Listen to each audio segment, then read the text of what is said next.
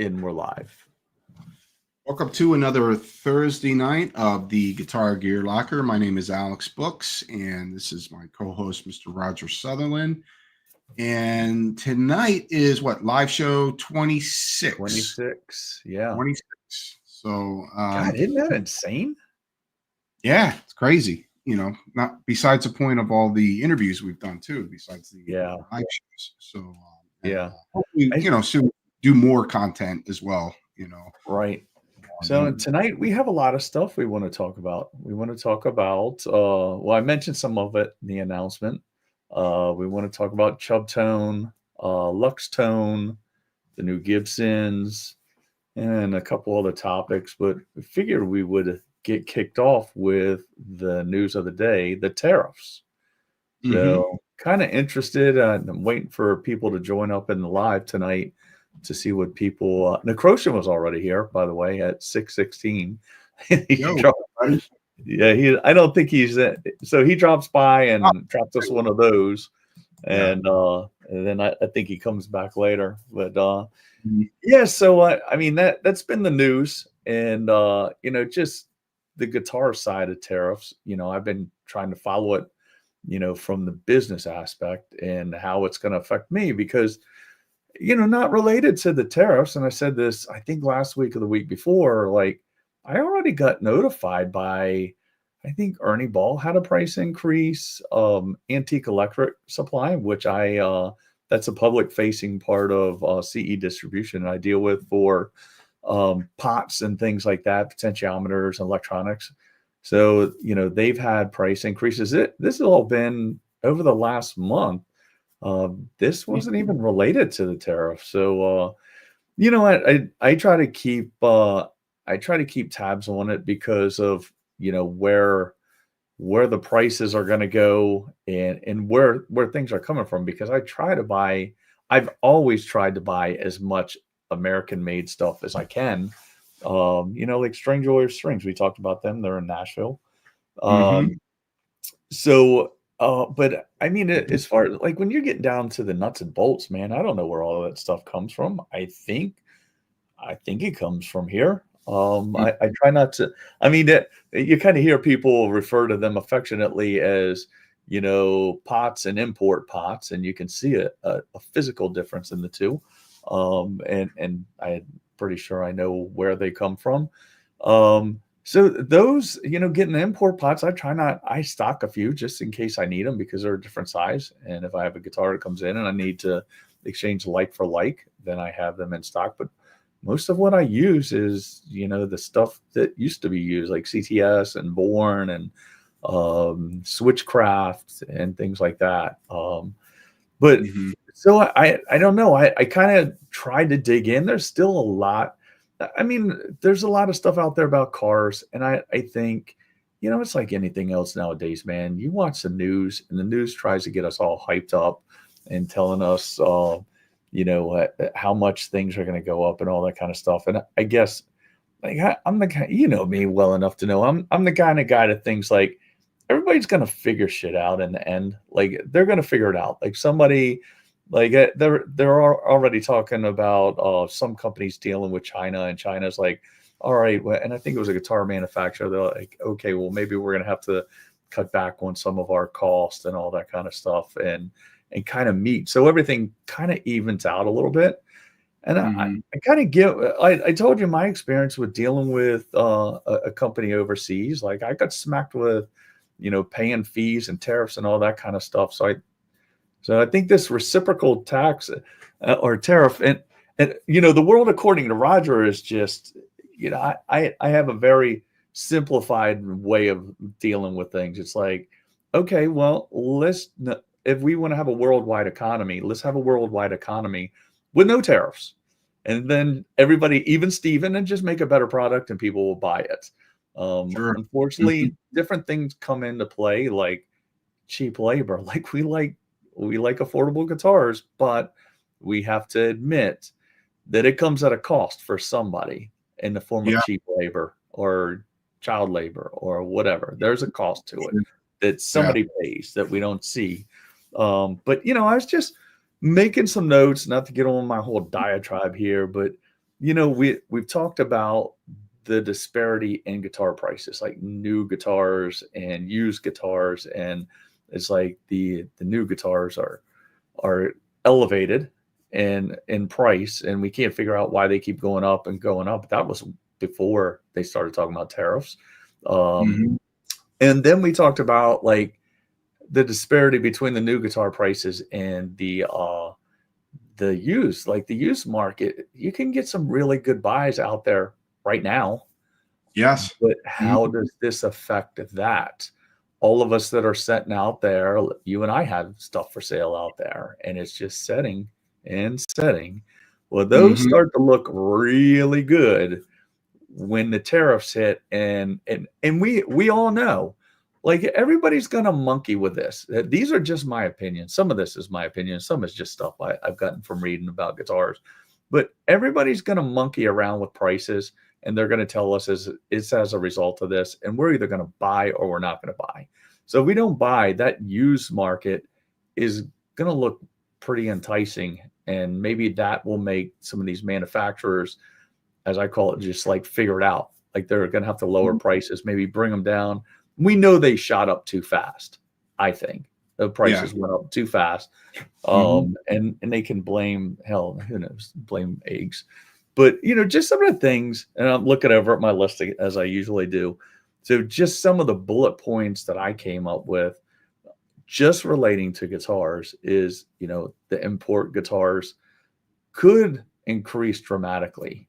If you figure out like this whole reciprocal tax, like they're doing 60%, 60%, whatever, depending on what country it is, you throw that on top of where a Korean guitar is made now, Mhm. it puts it up there, Yeah. because some of those import guitars have already, you and I were just talking about it. Yeah, Some of the they import guitars, they're hitting, an import's hitting maybe 2 grand sometimes, right? sure. 1,500 definitely. I noticed right coming out of COVID that the Korean guitars shot up quite a bit, Yep. you know. Um, so yeah, um, could it help the American market as far as, I mean, here's the thing. Do you see an American company lowering the prices? I don't. But you You know know? what? If they were, again, this is the world according to Roger, man. Mhm. If they wanted to capitalize on this, if you could shorten the gap between where an import guitar is going to be and where a made in USA is going to be, for USA only, unfortunately. Fortunately Mhm. for us that live here, if you shorten that gap, then people may, like, if it's just a little hop, skip, and a jump up to a USA model, that could be good for USA guitars, right? It could Hopefully be. somebody would see that, but unfortunately it seems like greed Mhm. enters the picture, you know? Yeah. Yeah. So what else did so the used market, I mentioned that it could be tough for the entry level guitar market. And like I saw some analysts, again, that I only looked at it with, like, cars is a whole different thing, man. I mean, so I'll relate cars and guitars, same kind of thing. So we have cars sitting on car lots. We have guitars that are in guitar centers and Sweetwaters right now. I would hope that nobody says, "Okay, we have to raise the price of everything because of these tariffs," because that stuff was here. Mhm. I'm gonna call foul right there. So that stuff was there. It should only apply to anything that gets in the country after this time. Unfortunately, we know how things go. But you figure it out. So one analyst used a entry level Squire, and they said, we could see those go. They used the price of 150, and they said we could see those creep up to like 250. Um, so I mean, entry level, like there's some parents that are buying their first guitar for their kid. That's a big jump in prices. So that could have an effect on that. Um, I mentioned USA prices in Europe, man, good Lord. I couldn't even imagine what it's going to look like in Europe to Yeah. buy. And as it is, I know the USA guitars is very expensive. for the Europeans, Yeah. as it is meant for decades, actually. Yeah. So, yeah, and it'll probably be a lot worse for them now. So, Right. hey, So the other thing we have to ask is, will the demand drop for new guitars?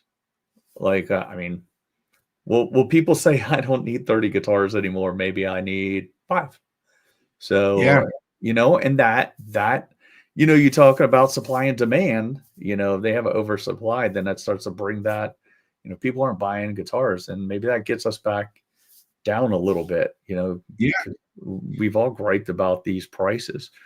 yeah, and like Um, you said, it could help the used market, and I can see that.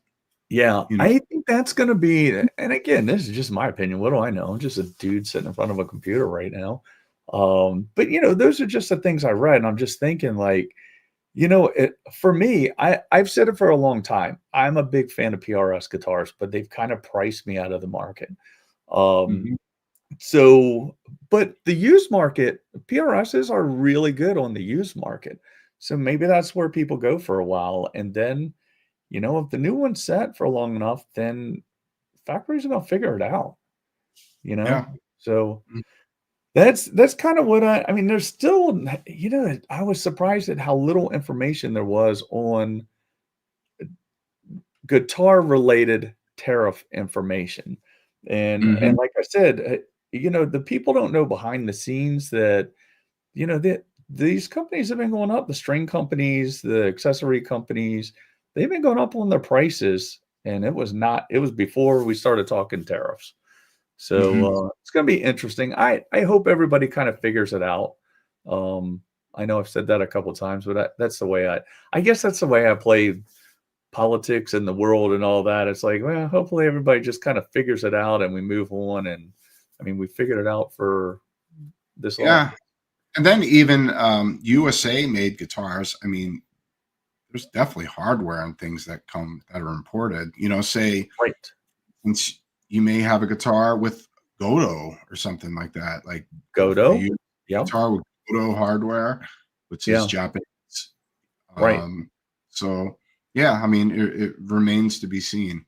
And that's where it's gonna hit the USA guitars. Like they're gonna go up a little bit, not as much as the straight up imports. Yeah, But you hit it. I mean, the wood sometimes is coming from Canada sure. or somewhere else in the world. Those exotic woods that come in, Yeah.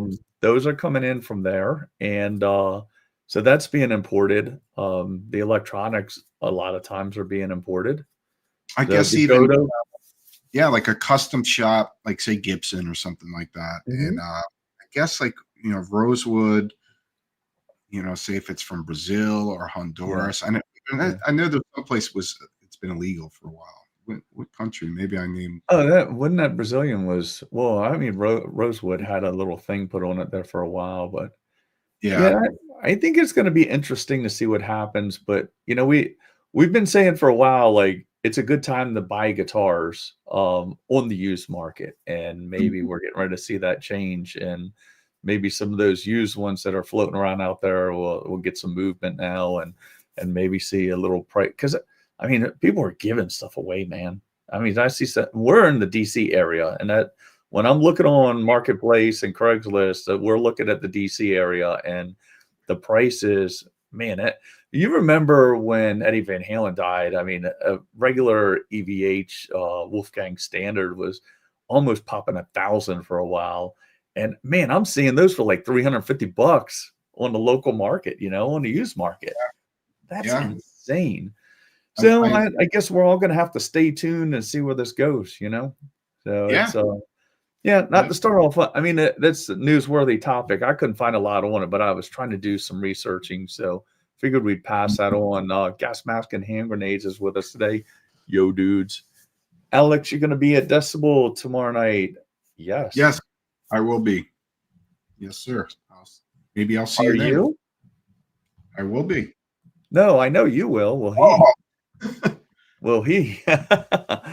All right, so the next you wanted to talk about, and we're going to get to the ESP. So they're actually going to hear a guitar tonight. So stay tuned. yeah, You we'll will see. hear guitar tonight.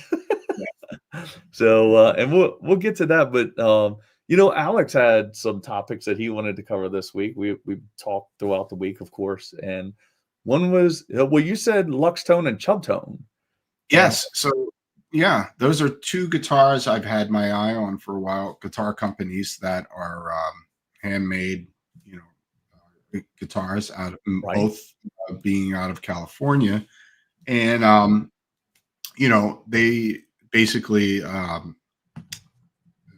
they specialize in basically they're super strats for the most part. Most of the uh-huh, guitars, and I love super strat guitars, especially I've been Roger fortunately brought my ESP back to life, and just and killed it my again. yeah, feeling my feeling my old ESP, which is a bolt-on neck, which is a super strat guitar, and I just you know probably the most comfortable guitars I've ever played are super strat guitars. So both these companies, um, which I've not played either one of them, but I am Yeah. super interested in trying them out. And so Chubtone is I told you I've had a couple Lux tones, but I figured since I have it on my screen first, I'll share the Mhm. screen. I know you wanted to get a look at the Chubtone. So I learned today while I'm putting this up here, they have a new way to share a screen, by the way. Let me figure this out.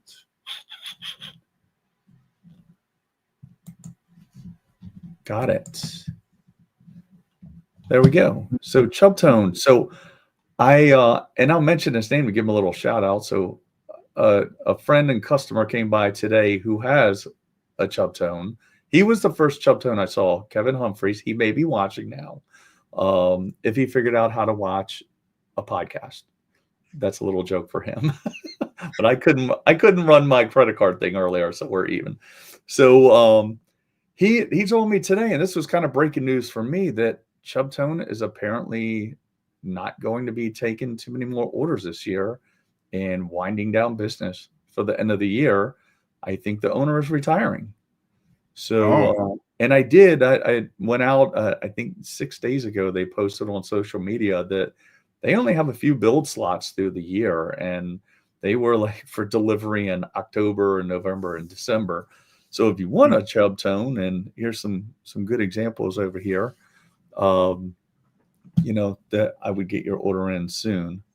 Now they have, as you could see across here, that they'll build pretty much it. They're built to order. You can go in on their spec sheet and check them mhm. out. They do have a store, but like he told me today, most of what you see, they do have two that are up for sale now, but most of what you see down through here, they're all sold, sold, sold, sold. But Mhm. there's an example of some of the work they make.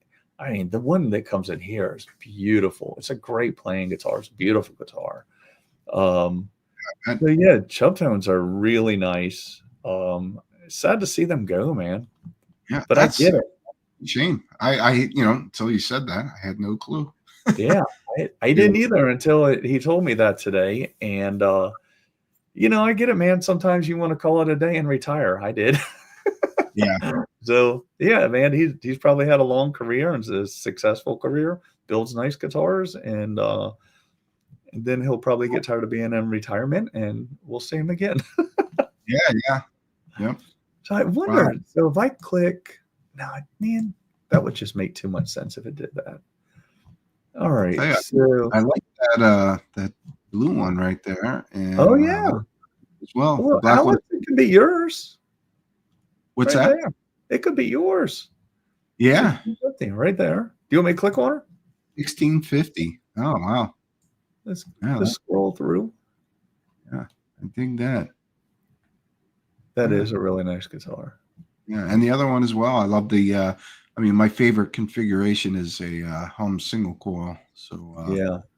you know, Yeah. yeah, uh, Yeah. Good guitar. Good company. And so I'll pull up. Let's get the gas mask and hand grenades. I'll throw that up there before we move on. Coming down to Philly from Lancaster. Gotta get on my yeah, phone. Yep. we will. We will be there. He will be there with his pen in his hand. Yep.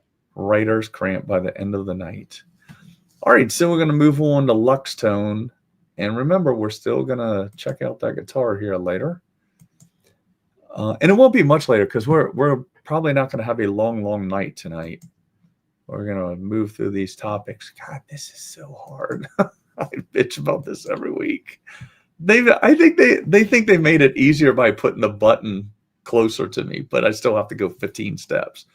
Mhm. So these are, I'm just going to go click on the guitar. And Now these guitars, I mean, they just kind of blow me away.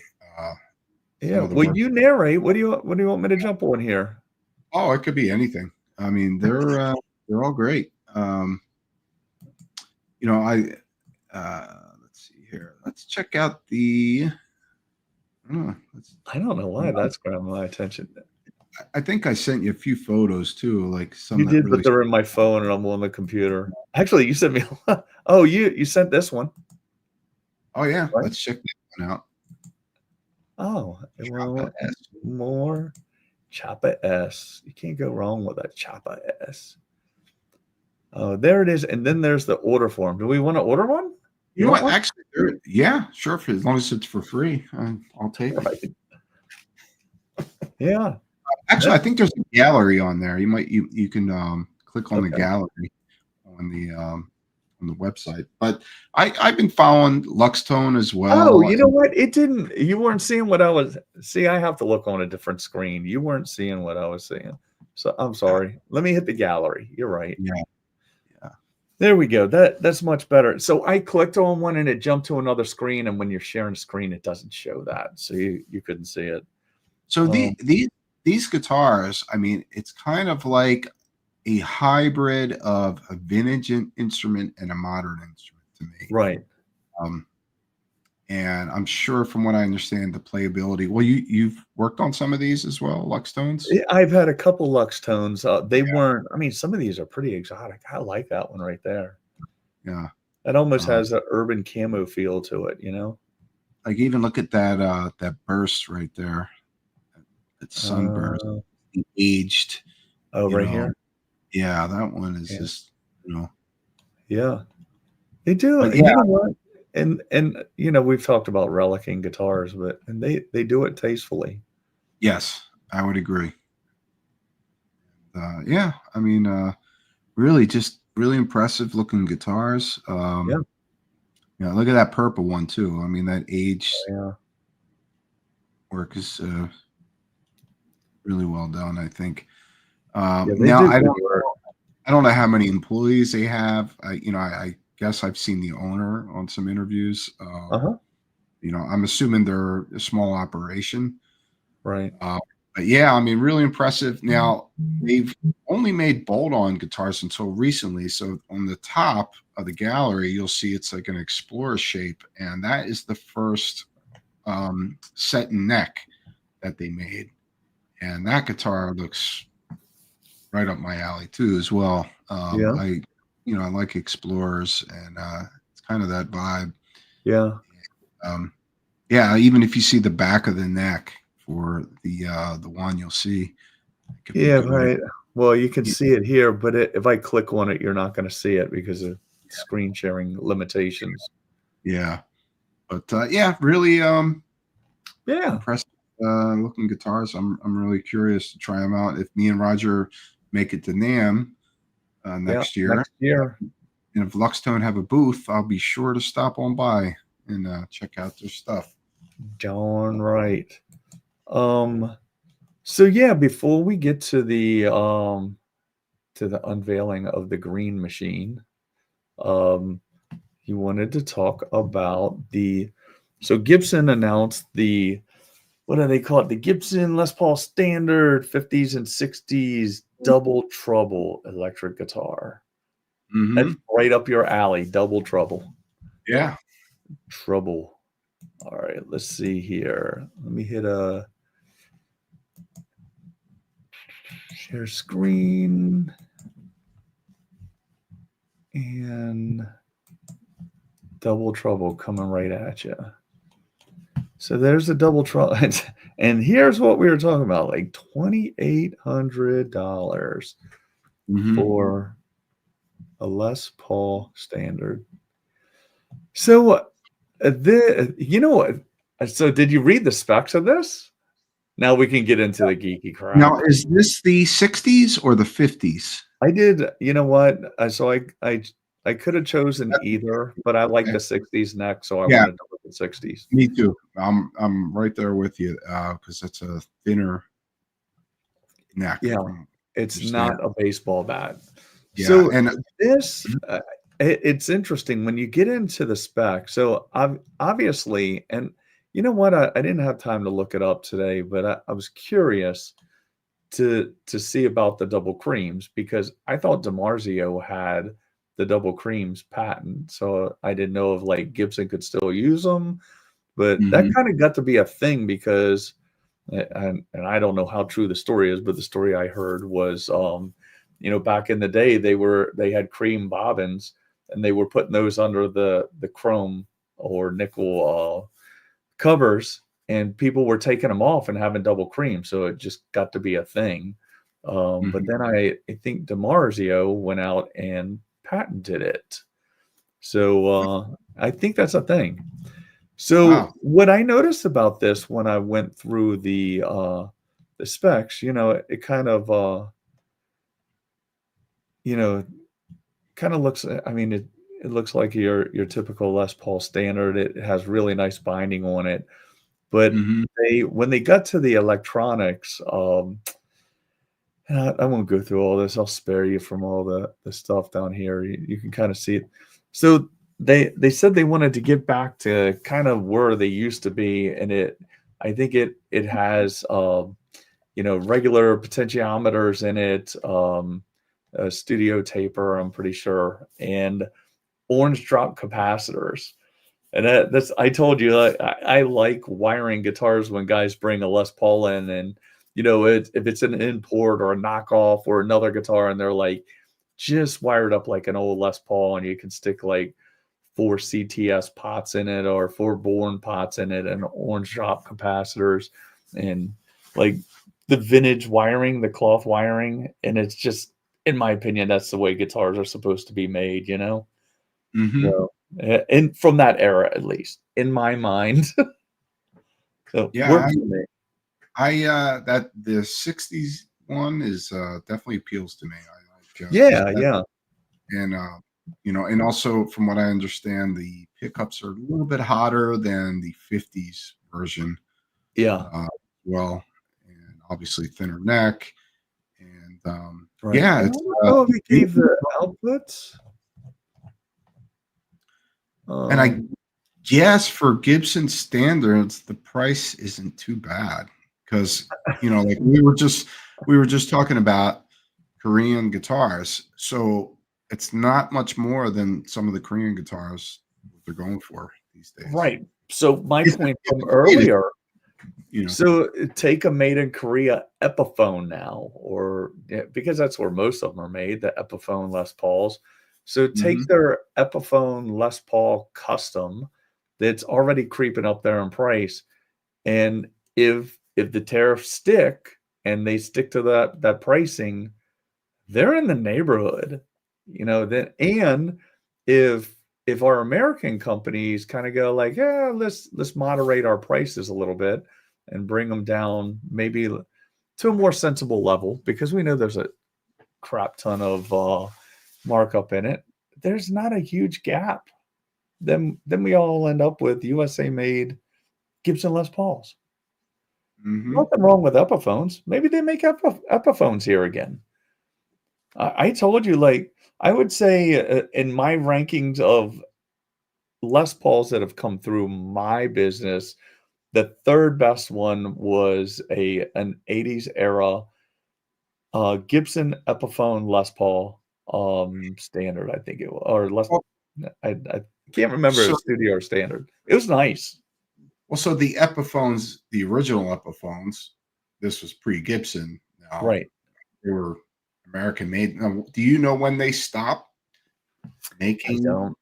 I don't know exactly what year it was. Yeah. I thought it And was I'm not when I'm saying the Gibson Epiphones, I mean, I know they're all kind of the same company. Mhm. Well, they're the same company.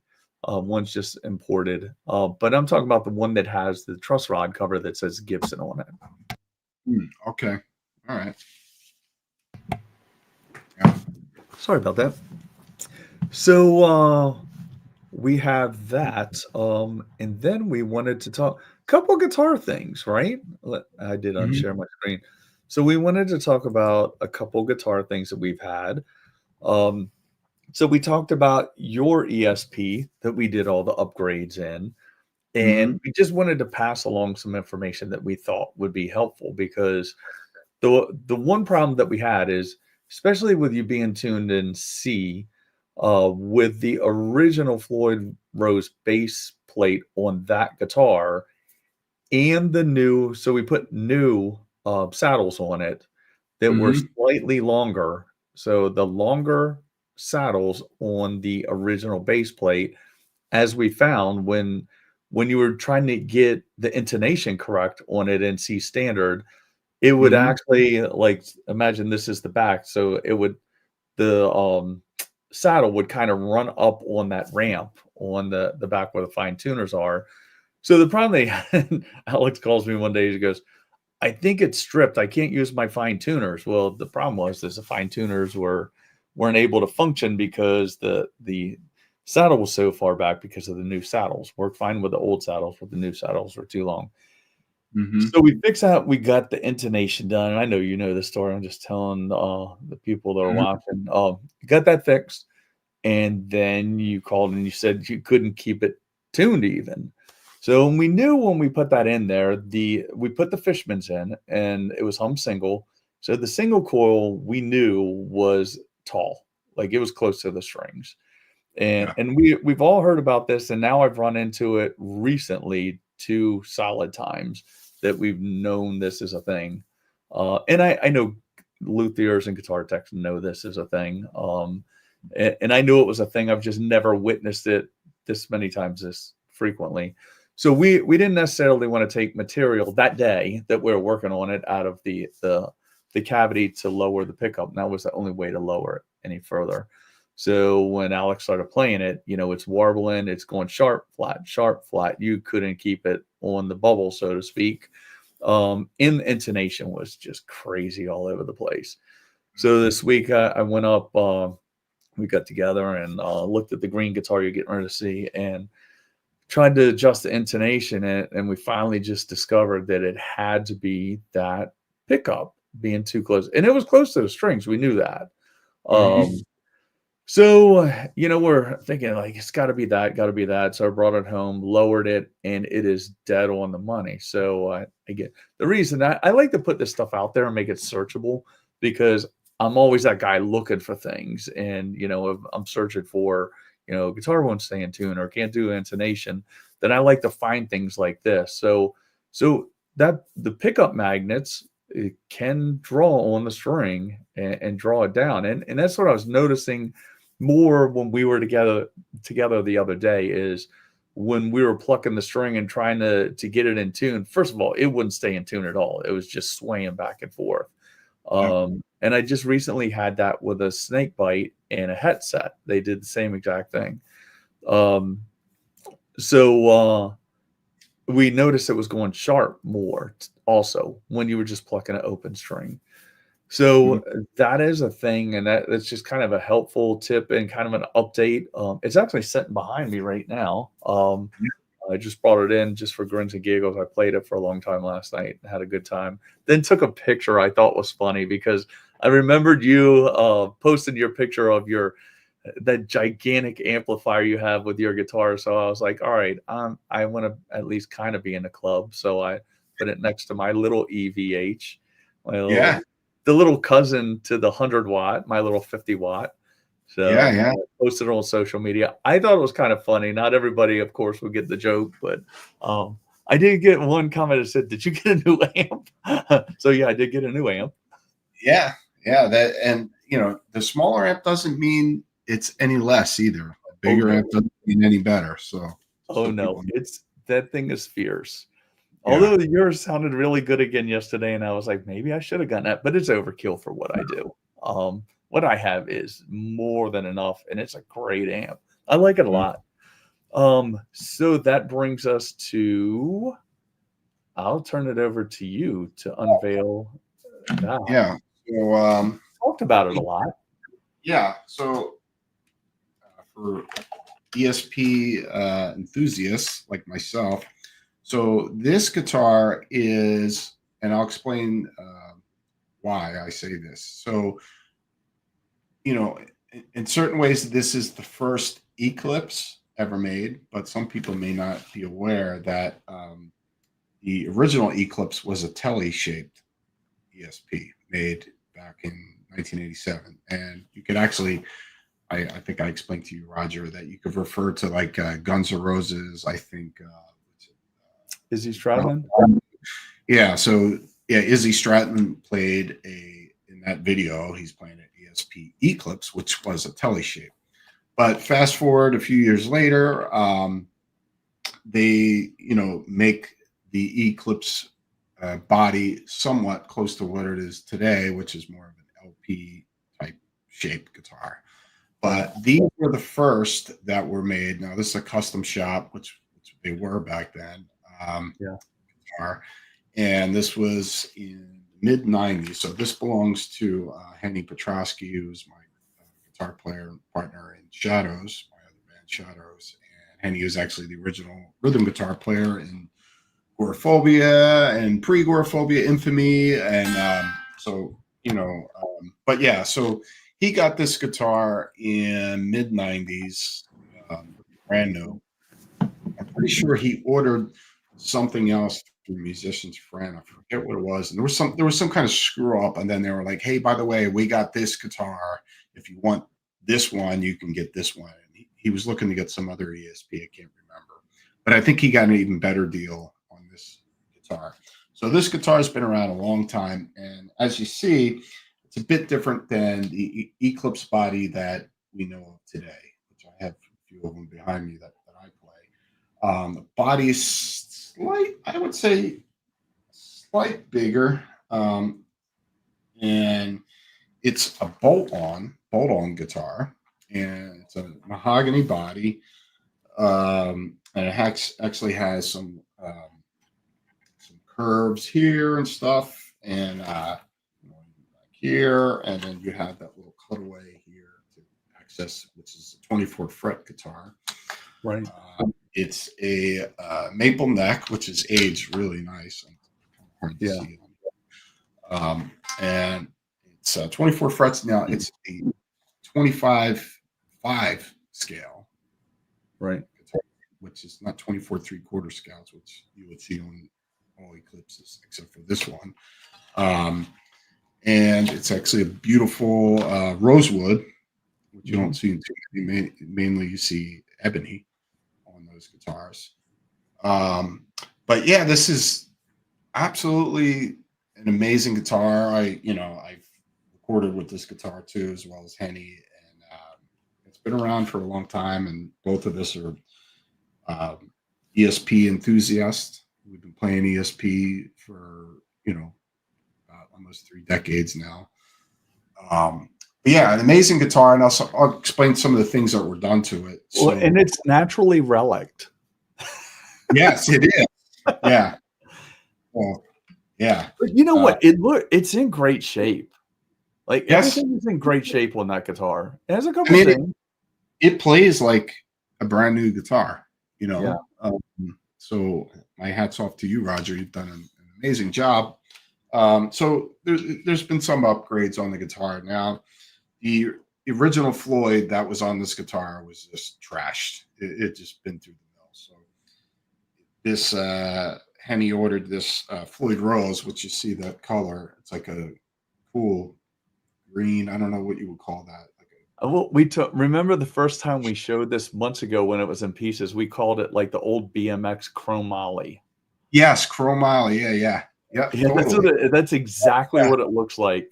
Yeah, and so it's actually a Floyd Rose special, which I believe this Floyd is made in Korea. Maybe I'm pretty sure these are made. Yeah. So it's not a German Floyd, but as good.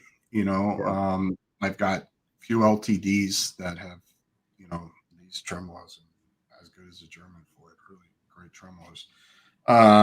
And then I know these are these pearl pearl knobs. I think he ordered. Yeah. And you see, this is even really nice. Is this also the chromoly green Yeah. nut on there? It's really beautiful. And yeah. So and then you put the Mick Thomson Fishman Fluence pickups. So this has been my first experience with these pickups, and there are 3 voices. So I believe it's not number 1 would be like, I guess, the high gain.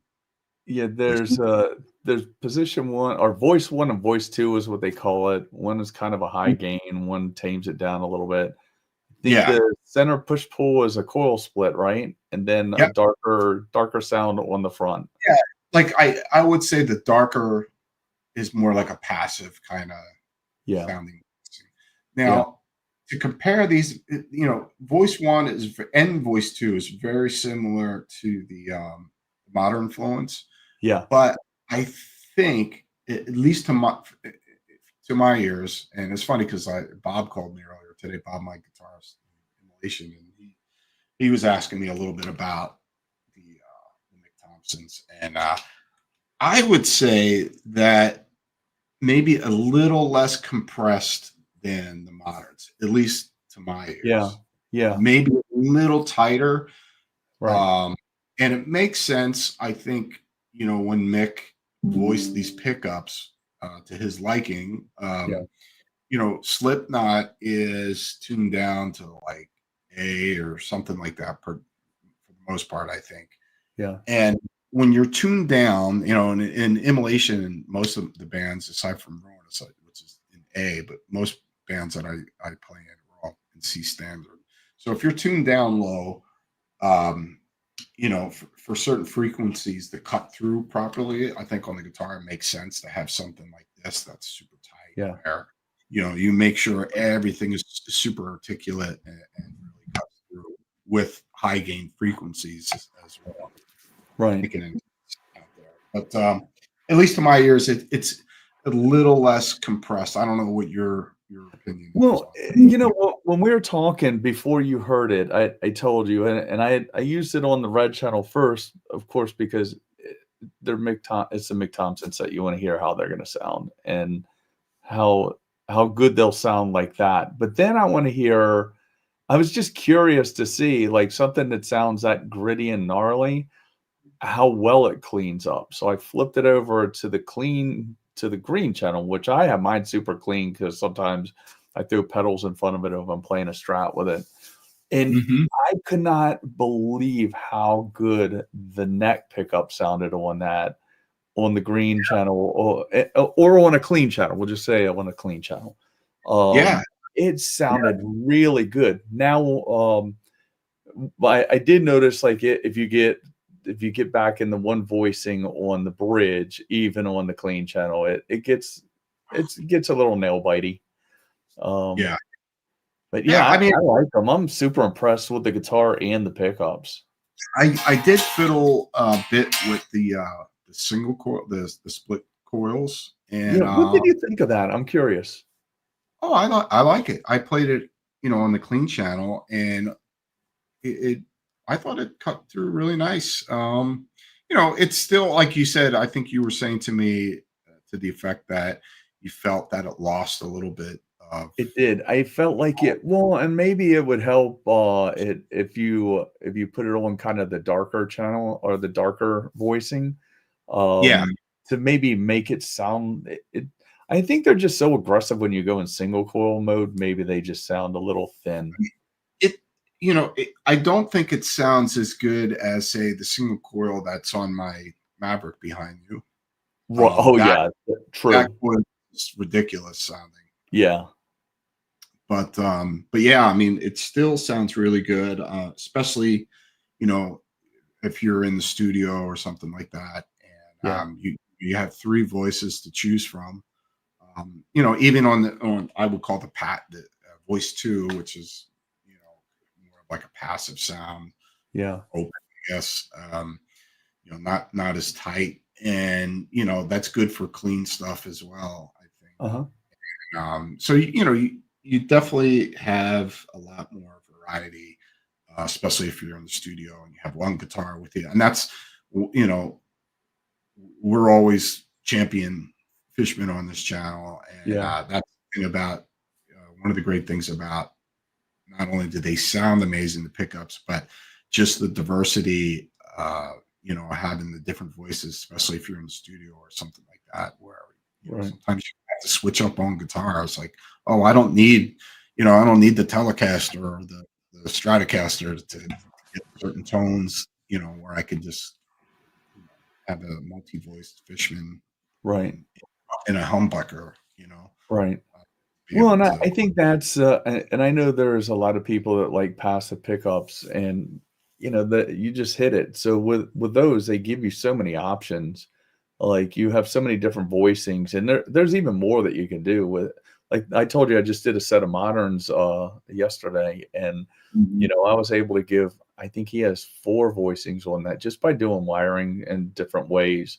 And really, when you go with passive, you're you know you can coil tap, you can coil split. There's only so many things you can do, and whenever you do those, they usually thin out a lot, unless Yeah, they're a little overwhelmed.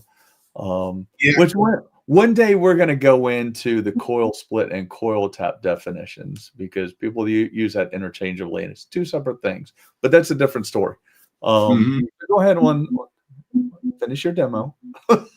What is that? Oh, yeah. Finish your So I mean, demo. I'm sorry I interrupted. that's voice one. I don't know if you can hear that. I don't know if you You can know hear that. what? Alex, I know we tried this earlier. It's clipping again. No, no. So maybe turn it down just a little bit, It's good. because It's it didn't because we sound like this earlier when we tried it. I actually have it down pretty low. Oh, then turn it up. Then Cynthia will yell at you. I'm just trying to get you in Oh, trouble. that's okay. Well, maybe next time we'll try and. That's better. That's better. Oh, okay.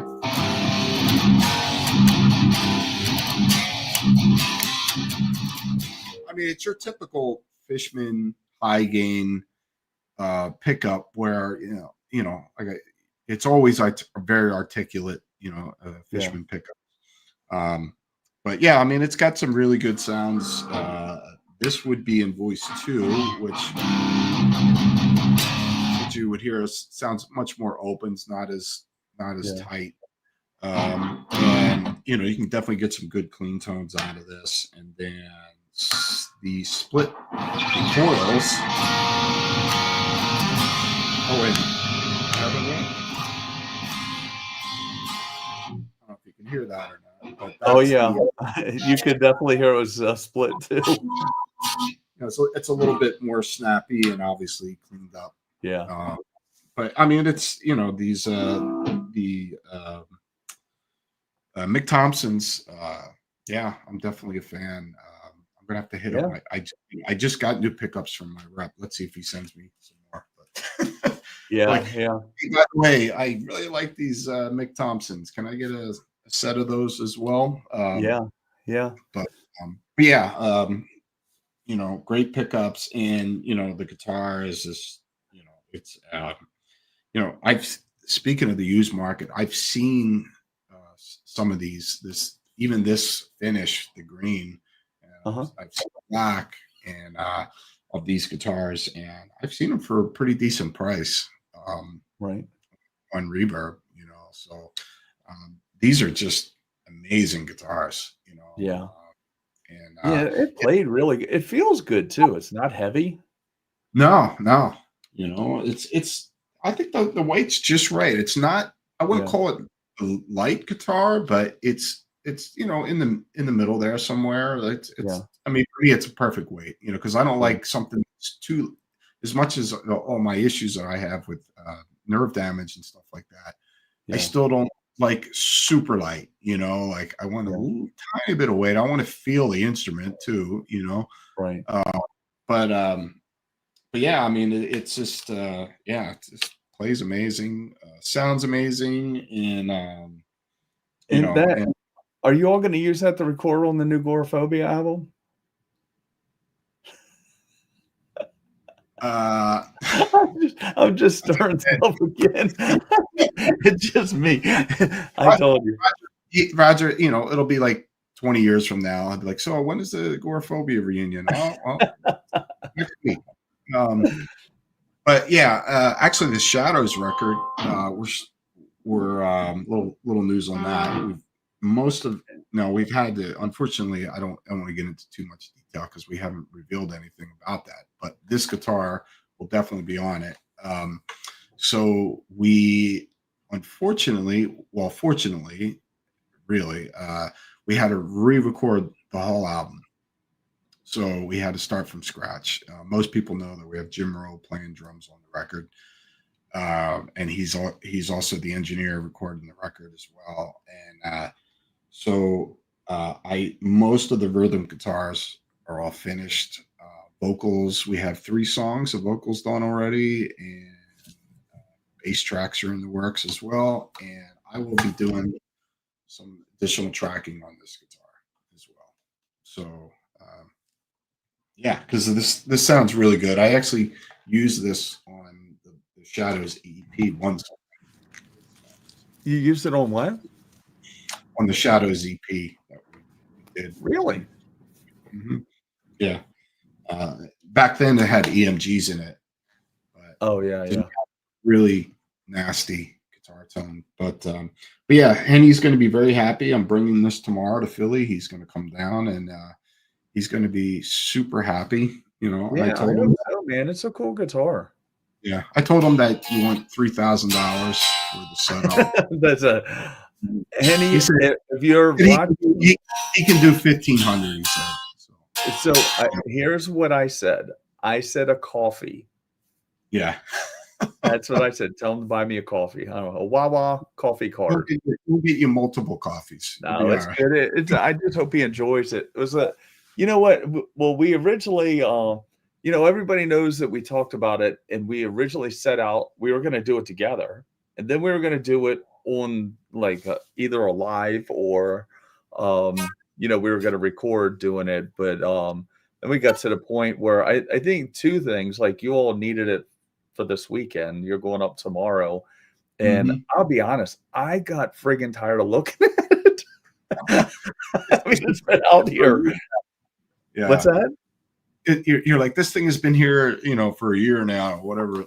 How long? Well, it's been a while, and sometimes I just like to, me, I just like to keep things moving through. So it's like, okay, when you said, "Hey, you think next weekend?" I was like, absolutely, let's get this thing, get the soldering iron out, and get on it. And and another thing is like sometimes when you see a beautiful instrument that's been neglected, and it's kind of heartbreaking to see, such a great guitar that there's so many issues with this thing for the longest time. And even my white one that's sitting behind you, I mean, I've had that guitar, wow. I mean, almost 3 decades. Yeah. Yeah. I mean, there's a certain amount of like when somebody, I don't know how many, I mean, maybe all shops do this, I don't know. But when I see something come in pieces, like, we did your guitar, then that one, came in parts. And then I just recently, if you follow my social media on 3 Alarm, I posted a reel yesterday of that Washburn dime. And I mean, when these things come in and it's just like a guitar body and a neck, and you make it into a guitar again, it's really cool. And you get to, it's funny because people are like, you did that for a coffee, but it's actually kind of fun to spend other people's money on shit. That it was a Washburn, right? The dime, was that the one with the black and red, the red upgrades? Yeah, that was. That looks. That was a really nice guitar, and he has the original stickers that go on that he's going to put back on it. But we did, I did a couple drop fills there were a couple places where there were some blemishes in the paint, and did those and put a FU2 Floyd on it. They're, well, not Floyd, but FU2 bridge on it. And he fully blinged it, man. This guy, he's a good customer, and when he does stuff, he does not do it halfway. And he sent me a picture, like he dropped it off, and this is one of those things, and it's kind of cool to work with people on this, because he's like, look, man, this is a project I wanted to do, and I was going to do it, but sometimes people just don't have time. So dropped it off. He sent me a picture of what he wanted it to look like. He wanted the red pickup rings on it. He wanted the dime set in it. We ordered those, put all the FU tone in it. You know, very taste. It's not over the top. Very tastefully done. You know, I have to say too, I like the Washburn version of those guitars much better than the Dean. Yeah. No offense to Dean, but it just they just look very much nicer, I think. I mean, it's obviously more sharp looking. It's not round, but it's just really gorgeous guitar. Yeah, and we did some stuff. Like he and I kind of think alike on things. He likes to kind of trick things out a little bit. So the one thing, you know this about me, I love putting FU tone stuff in it, and I like putting a little bit of bling on guitars. The one thing that I do hate doing is I hate you put a nice shiny brass block in, and you know, springs, and we did a brass claw and everything on that. That thing got the full, like, that complete rewire and everything. And then you cover all that cool stuff up. So you know, I have a guy here in town. If anybody's interested, let me know, that makes the clear back plates. By the way, the mirror pick guard, we're good on that. I talked to him today. We're good when we're ready. But he's making things. He does a lot of fire department type of stuff, and a lot of you know, glass lasering and things like that. So, you know, he's starting to dabble in the guitar stuff. So I like the clear back plates. I've done a couple that have been, you know, and we did it. Somebody may have done an EVH emblem on one, but you know, band names and things like that, they're really cool. But I hate covering that stuff up when you put it in there. So we put a cool clear back plate on it. Yeah, tastefully done. It turned out really nice. You know, I'm curious, a question for you. That Washburn, that dime Washburn you just worked on, is that the USA version, or is that the I believe it was. And he's and it's funny because I kept looking things up on it, and it was hard to find information on that guitar. And man, I can't remember it. So did he call it a two? He said it was a special version. Was it 222 or 333, or there was some special version that he mentioned the day he picked it up. But yeah, and he has all the ones that you know, well, he has all different ones that are made by a guy that makes those guitars that used to work for the company. And I think this was the nicest. Yeah, some people may not be aware of this, but I'm pretty 99.9% sure that those Washburn dime guitars, Grover Jackson was commissioned to come in and oversee making those guitars. Really? Wow. Yeah. Yeah, that thing was good. I mean, you figure that was that's a pretty old guitar, and it had been sitting around and came in pieces, and the frets were level on it. The frets were good. So good guitar. So yeah, that was a cool project. We've had some cool projects come through lately. Some Hamers, a lot of Hamers coming in, old Hamers. So yeah. Hamers, great guitars. So we said we were going to hold it to, we're right in an hour. You have to be up early in the morning to go up to Philly for the book signing. I got to go to Philadelphia, my favorite place. Yeah, all right. Yep. So we'll I'll cut us off now. So thanks for joining us, everybody. Yeah. If you're still watching. Yeah, we'll see you guys next week. Yeah, don't forget the book signing, and then like and follow the channel, and we appreciate you tuning in. Have a good week. Yep. Guys, have a good night.